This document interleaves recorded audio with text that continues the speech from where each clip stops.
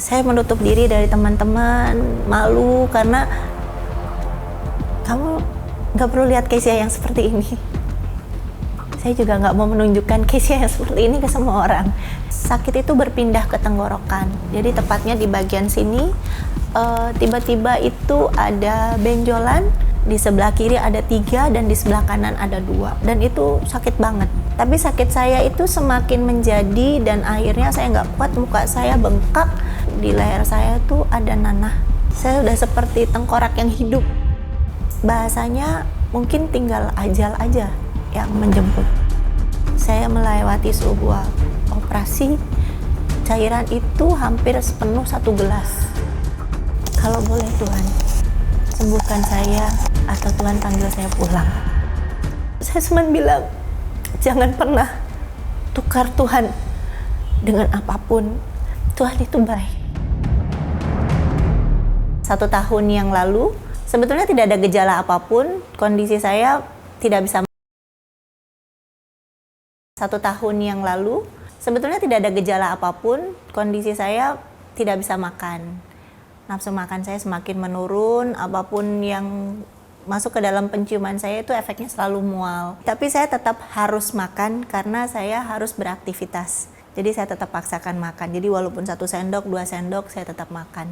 Dan kondisi itu terus semakin menurun dari berat badan saya yang tadinya 67, sehingga berat badan saya turun hampir 37 kilo. Waktu itu saya punya anak yang paling kecil, sejak kecil saya hampir tidak pernah bisa ambil rapotnya dia karena kesibukan. Saya single parent dengan 2 anak, mau tidak mau saya harus tetap berjuang untuk keep survive saya dan keluarga. Dan saya bilang sama dia, oke, kalau kamu wisuda, Bunda akan datang. Hari itu di tanggal 7 Desember saya bisa datang ke wisuda anak saya dalam kondisi tubuh demam. Keluar masuk ruangan saya ngerasakan menggigil kedinginan, tapi saya tetap berusaha menunjukkan Bunda di sini kok gitu. Bunda akan tetap ada di momen bahagia kamu, dan nggak peduli saya ngerasain apa. Tiba-tiba di tanggal 8 saya sudah nggak kuat lagi, kondisi badan saya sudah sampai panas 40. Akhirnya saya dibawa ke rumah sakit dan hari itu saya harus dirujuk ke puskesmas terlebih dahulu. Nah, sampai di puskesmas mereka cuman bilang, ya udah Bu, ke rumah sakit, ke IGD aja. Bilang aja Ibu kena GERD dan ini sudah kritis. Akhirnya kita coba ke rumah sakit yang pertama, dan di sana saya ditolak, dirujuk ke rumah sakit yang lain.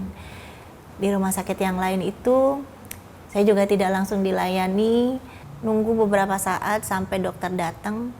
Dokternya marah-marah ke saya, ini kenapa dibawa ke sini? Dia bilang, harusnya kan ke rumah sakit yang lain dulu sebelum ke sini. Saya bilang, Pak, saya sudah dari rumah sakit A, tapi saya dirujuk ke sini. Kembali aja Bu, di sini nggak bisa. Akhirnya saya memohon, dokter, tolong saya, kasih saya pertolongan pertama. Dan akhirnya saya tetap ditinggalkan. Saya cuma dibantu dipindahkan pakai tempat tidur, tapi kondisinya tetap menunggu di koridor tanpa masuk ke ruangan IGD. Di sana dingin dan diselimutin sama anak saya didampingi 2 anak saya. Tuhan harus sertai saya di ruang operasi, jangan pernah tinggalkan saya. Yang ada di telinga saya, dalam hati dan batin saya itu ada lagu yang, kalau ku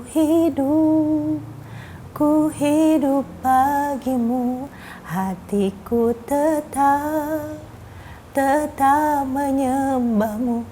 Dunia tak bisa menjauhkanku dari kasih-Mu. Seperti itu lagu yang selalu ada di hati aku. Setelah operasi keadaan saya tidak semakin baik. Berat badan saya semakin turun dan secara psikologis dan kasat mata yang terlihat hanya tinggal kulit dan daging. Waktu itu saya cuma bilang sama dokter, dibeleknya di bagian bawah ya. Oh enggak, ini panjang dari atas ke bawah. Saya nangis sama Tuhan. Tubuh saya sudah tidak bisa diinfus lagi, sampai akhirnya Tuhan bolongi perut saya untuk mengeluarkan cairan, dan di bagian sini saya itu dipasang infus yang modelnya kayak banyak kabel-kabelnya. Itu semua untuk mengaliri cairan-cairan yang jadi bagian pengobatan saya. Karena fasilitas kesehatan ini dibatasi, akhirnya saya harus keluar rumah sakit dan saya izin pulang sama dokter, diizinin pulang dalam kondisi seluruh badan saya itu masih agak bengkak, kaki bengkak, badan dan muka bengkak. Saya nggak bisa makan, benar-benar nggak bisa masuk makanan. 2 minggu kemudian saya masuk rumah sakit lagi. Begitu terus sampai berbulan-bulan. Semua orang yang lihat saya tuh nangis gitu karena saya harus terpaksa di kursi roda dari Kezia yang selama ini aktif, selalu ceria, selalu memotivasi orang. Tiba-tiba saya lemah dan saya merasa kok begini ya. Tapi saya selalu menguatkan iman saya dan melalui hamba-hamba Tuhan yang lain, mereka juga bilang, you are the chosen one. Saya orang yang dipilih oleh Tuhan untuk boleh melewati ini. Sempat berpikir kenapa saya ya. Terus teman saya bilang, ya mungkin kalau orang lain yang melewati ini dia sudah menghujat Tuhan. Belum tentu dia sekuat kamu. Dan saya nangis. Saya menutup diri dari teman-teman, malu karena kamu gak perlu lihat Kezia yang seperti ini. Saya juga gak mau menunjukkan Kezia yang seperti ini ke semua orang. Saya berjuang sampai akhirnya saya harus masuk rumah sakit lagi karena ternyata sakit itu berpindah ke tenggorokan. Jadi tepatnya di bagian sini, tiba-tiba itu ada benjolan, di sebelah kiri ada 3 dan di sebelah kanan ada 2. Dan itu sakit banget. Tapi sakit saya itu semakin menjadi dan akhirnya saya nggak kuat, muka saya bengkak dan itu sampai masuk menjelang ke mata. Saya nggak mau mata saya buta. Saya bilang gitu, Tuhan tolong saya. Tiba-tiba panas saya sampai 39,9. Akhirnya saya dibawa ke rumah sakit di daerah Jakarta Barat. Dan menurut dokter di leher saya tuh ada nanah yang cukup banyak. Saya melewati sebuah operasi. Cairan itu hampir sepenuh 1 gelas. Badan saya yang masih semakin kurus, saya masih tetap tidak bisa makan dan bahasanya mungkin tinggal ajal aja yang menjemput. Udah seperti tidak ada harapan.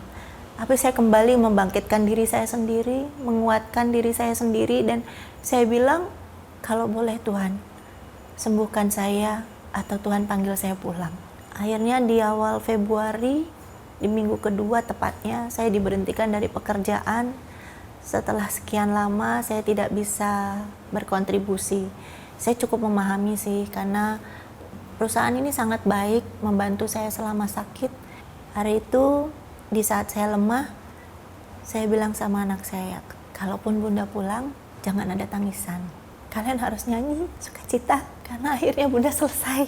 Saya bersyukur anak-anak saya pelayanan, dan saya cuma bilang, jangan pernah tukar Tuhan dengan apapun. Tuhan itu baik. Kalian bisa besar dan hidup karena kasih sayang Tuhan. Kalau Bunda nggak ada, nari, nyanyi. Kebetulan anak saya yang kecil nari di gereja. Kamu nari. Dan anak saya yang besar, worship leader. Kamu nyanyi buat Tuhan. Naikkan ucapan syukur buat Tuhan. Saya bilang, hari itu orang-orang mendoakan saya dan mereka bilang, kamu belum waktunya meninggal. Kamu belum selesai. Tuhan mau pakai kamu lebih ajaib lagi. Oke, aku sepakat sama Tuhan. Saya lewati hari demi hari, sampai satu hari saya harus transfusi darah. Dan saya bilang, saya nggak mau Tuhan. Yang kali ini saya nggak mau. Tuhan tuh bilang, tidakkah kamu percaya bahwa tubuhku, darahku ada dalam tubuhmu? Akhirnya saya cuma bilang, so be it. Apapun yang menjadi kehendak Tuhan, ini tubuhmu. Saya dalam kondisi lemah, tangan dua-duanya diinfus, saya nangis setiap saat saya ngeliat tetes demi tetes darah yang masuk ke tubuh saya sambil saya nyembah, sambil saya nyanyi. Kalau Tuhan bisa sembuhkan orang-orang di luar sana, Engkau Allah yang sama yang bisa menyembuhkan aku. Dan hari itu yang ada dalam hati saya, sembuhkan saya supaya saya bisa bersaksi dan menguatkan orang-orang di luar sana. Hari itu saya ngeliat dibawa Tuhan tuh sambil nyanyi, saya nangis. Saya ngelihat diri saya itu ada di suatu tempat yang damai banget. You are my beloved daughter, kata Tuhan. Dan saya nangis. Dan saya bilang, gak apa-apa Tuhan. Kalau ini yang harus saya lewati, saya percaya ini akan jadi kemuliaan Tuhan. Tapi jangan tinggalkan saya sedetik pun. Bangkit lagi setiap hari, setiap kali saya membuka mata. Oke Tuhan, another one day. Walk with me. Sampai akhirnya di bulan Juli kondisi saya tidak semakin membaik. Saya sudah keluar dari rumah sakit. Dan pada waktu saya pulang itu dari rumah sakit, saya cuma bilang, Tuhan, ini saya nggak bisa makan. Saya kalau mau ke toilet, saya harus digendong. Karena saya menggunakan kursi roda dan anak-anak saya, mereka sudah berkorban cukup banyak sampai mereka hampir dikeluarkan dari kantor karena izin sekian lama nunggu saya di rumah sakit. Hari itu saya bilang anak saya, kerja aja, nggak apa-apa. Saya hanya bisa makan kalau anak saya pulang. Saya bilang sama Tuhan, buat saya bisa bangkit Tuhan. Buat saya bisa duduk. Ini kalau saya tinggal di sini terus, hari itu saya tinggal di apartemen, saya nggak bisa makan Tuhan. Mana yang sebaiknya saya lakukan? Terus saya kepikiran untuk pindah ke Bekasi. Bolak-balik dalam keadaan saya pakai kursi roda, saya cari rumah kontrakan. 3 kali kami bolak-balik itu kita nggak menemukan tempat yang tepat. Saya bilang sama Tuhan, Tuhan kondisi tubuh saya sudah semakin lemah. Akhirnya hari itu Tuhan bilang ke saya, jelas banget di telinga saya, from rainbow to rainbow. Saya angkat perjanjian pelangi, di mana Tuhan berjanji hari itu bahwa Tuhan tidak akan memusnahkan. Itu terjadi pada saat Bahtera Nuh. Dan saya tiba-tiba teringat rumah saya di Jakarta itu jembatannya pelangi. Dan saya cari rumah di Bekasi, dapatnya perumahan pelangi. Puji Tuhan, akhirnya saya pindah di sana. Kondisi saya semakin membaik karena saya dikelilingi oleh teman-teman sepelayanan. Nah, hari itu sedang ada para pendoa yang sedang berdoa keliling. Dan dia kaget ngelihat saya karena dia tahu Kezia yang dulu tuh kayak apa. Menurut mereka cantik. Nah, puji Tuhan. Tahu-tahu tiba-tiba saya lemah seperti tengkorak yang udah nggak punya daya. Terus dia bilang, kakak nggak kuat jalan. Enggak, aku nggak bisa jalan. Sepakat ya, kita doakan kakimu. Oke. Mereka mendoakan saya dan saya bilang, Tuhan tolong. Malamnya mukjizat terjadi. Tahu-tahu saya bisa bangun, saya bisa rambatan, merangkak dari tembok ke tembok dan saya jalan ke kamar mandi. Saya nangis, Tuhan. Kau ajaib Tuhan. Saya ngalami mukjizat, saya bisa berjalan. Dan hari itu saya masih up and down, saya kembali lemah, dan setiap kali saya ngeliat teman-teman saya pelayanan sebagai singer, saya nangis. Tuhan, panggilan saya adalah sebagai penyembah. Itu destiny saya Tuhan, bukan di kursi roda ini. Hari itu ada hamba Tuhan Persinua datang, dan setiap orang yang mau didoakan yang sakit maju ke depan. Kita ada altar call. Saya didorong sama anak, saya bilang, saya mau maju. Pastor Persinua bilang, you will not die. Tuhan akan sembuhkan kamu, Tuhan akan pakai kamu. Saya dipaksa bangun dan dalam keadaan ketakutan saya stand up, kata dia, and walk, dia bilang gitu. Saya dibantu untuk berdiri. Saya berdiri selangkah demi selangkah, and miracle it happened. Saya bisa berjalan, tinggalkan kursi roda itu dan berjalan. Amin. Saya jalan sempoyongan gitu, saya bilang, Tuhan terima kasih, kaki saya sudah bisa kuat berdiri. Dan hari itu saya bilang sama Tuhan, ini bulan Juli, sebentar lagi saya ulang tahun. Saya minta kado dari Tuhan, saya selesai dari kutuk kursi roda ini. Saya mau berhenti pakai kursi roda ini.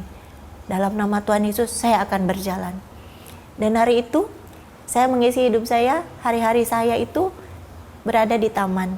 Ada di tamannya Tuhan, selalu berdoa. Saya belajar jalan. Saya selalu bilang, Tuhan, ini kaki akan Tuhan pakai untuk berjalan, untuk memberitakan firman Tuhan dan memberitakan mukjizat Tuhan. Saya bilang, sembuhkan saya Tuhan sekali lagi.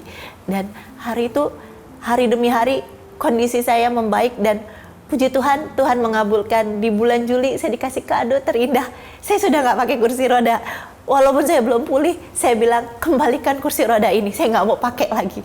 Setiap hari saya membuka mata, oke Tuhan, terima kasih Tuhan. Orang-orang yang lihat saya, puji Tuhan, ajaib banget ya Kezia, kamu udah nggak pakai kursi roda lagi? Enggak Bu, puji Tuhan. Dan mereka nangis, mereka melukin saya dan mereka nangis karena ngeliat badan saya yang masih kurus, dan sebentar lagi kamu kembali ke mesbah dan kamu nyanyi buat Tuhan. Dan puji Tuhan, saya sekarang sudah kembali ke pelayanan, saya sudah kembali jadi choir dan singer di gereja, dan saya merasa bersyukur sekali lagi Tuhan tolong menyelamatkan saya dari alam maut. Dan sekali lagi Tuhan nyatakan ini saksi mukjizat Tuhan terjadi. Kita menyembah Allah yang sama. Tuhan Yesus dulu dan sekarang tidak pernah berubah. Dia sanggup menyembuhkan. Dia Allah Jehovah Rafa yang sanggup menyembuhkan kita dari segala sakit penyakit. Yang kita perlukan adalah iman dan percaya bahwa Dia sanggup menyembuhkan segala sakit penyakit kita. Kalau saya boleh berada di sini sekarang, biarlah ini jadi kesaksian buat siapapun yang melihat dan mendengar berita ini bahwa ini kabar baik. Dia Allah yang baik. Dia Allah yang tidak pernah salah dalam setiap rencana hidupnya yang Dia berikan bagi kita. Asal kita mau dan percaya untuk jalan sama Dia setiap hari. Sahabat Kisah tadi mengingatkan kita bahwa tubuh kita bisa saja sakit, hati kita boleh goyah dan kita bisa saja kehilangan arah. Tetapi Tuhan tidak pernah terlalu jauh untuk menolong setiap kita. Namun jika hari ini kamu sedang dihadapkan dengan situasi yang sama, kamu mengalami sakit penyakit yang begitu berat dan kehilangan harapan, kamu bisa menceritakannya kepada kami. Kamu bisa menghubungi nomor yang ada di bawah ini. Kami siap untuk menemanimu dan mendukung kamu di dalam doa. Kami tunggu ya. Ingat, Tuhan Yesus sangat mengasihimu. Dan apapun permasalahanmu, di dalam Tuhan pasti ada solusi.